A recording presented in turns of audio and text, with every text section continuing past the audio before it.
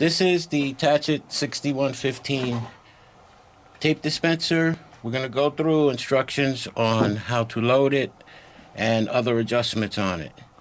The first adjustment on the machine is you can take the front door can be removed. So when you pull the front door off, there's a tape adjustment at the top. This is to pinch the rollers to make the tape come out straight.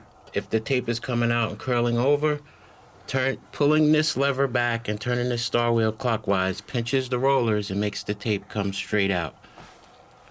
So when you're putting this back on the cover, there's a pin here, and I'm going to actuate the cutter just to show you how the pin actuates up and down. This pin actually works the bottom blade.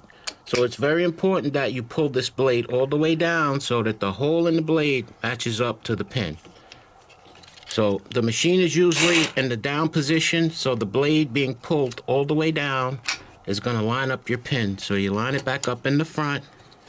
You just look in there visibly. You can see that the pin is lining up, and you snap the cover closed. Now you're ready to load. To load the Tach-It, you want to install your roll like so.